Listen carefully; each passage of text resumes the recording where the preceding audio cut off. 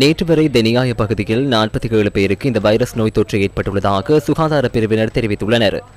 நோய் நிலைமையை கருத்தில் கொண்டு தெனியாய தேசிய பாடசாலை, தெனியாய புனித மேத்யூ பாடசாலை, தெனியாய ராஜபக்ச வித்தியாலயம் மற்றும் பல்லேகம சித்தார்த்த ஆரம்ப பிரிவு மாணவர்களுக்கே நாளை மற்றும் நாளை மறுதினம் விடுமுறை வழங்கப்பட்டுள்ளது.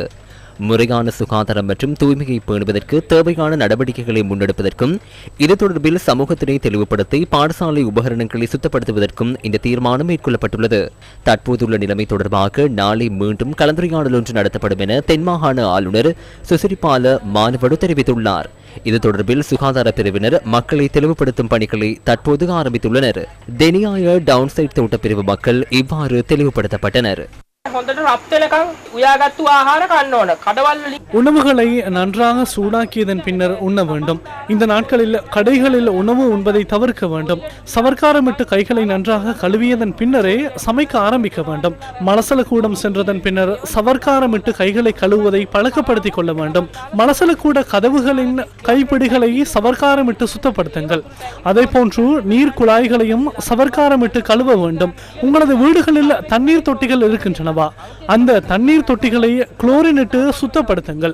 நாம் வீடுகளுக்கு வருகை தந்து குளோரின் இடுவது எவ்வாறு என்று கற்றுத் தருவோம். முதல் முறை நாமே குளோரின் இட்டு தருவோம். முக்கியமாக நினைவில் வைத்துக் கொள்ளுங்கள், இந்த நாட்களில் கொதித்தாரிய நீரை மாத்திரம் அருந்த வேண்டும். குறிப்பாக சிறுவர்களுக்கு கொதித்தாரிய நீரை தவிர வேறு நீரை கொடுக்க வேண்டாம். கடுமையான தலைவலி, தொண்டைவலி, வாந்தி ஆகியவை இந்த வைரஸின் பிரதான அறிகுறிகளில் சிலவாகும். நோயின் ஏனைய அறிகுறிகள் தொடர்பில் பொது சுகாதார பரிசோதகர் இவ்வாறு தெரிவித்தார்.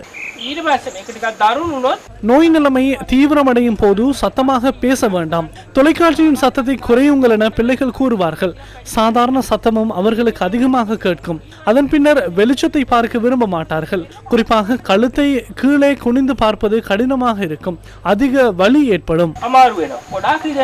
தெனியாய பகுதியில் பரவி வரும் வைரஸ் காய்ச்சலை கட்டுப்படுத்துவதற்காக நீர் ஆதாரங்களை சுத்தப்படுத்த நடவடிக்கை எடுக்கப்பட்டுள்ளதாக சுகாதார பிரதி அமைச்சர் ஹங்சக விஜயமுனி தெரிவித்துள்ளார். தற்போது நோய் வேகமாக பரவும் அபாயம் இல்லை என பிரதி அமைச்சர் மேலும் குறிப்பிட்டுள்ளார். எனவே இது தொடர்பில் பொதுமக்கள் தேவையற்ற அச்சம் கொள்ள தேவையில்லை எனவும் அவர் சுட்டிக்காட்டியுள்ளார்.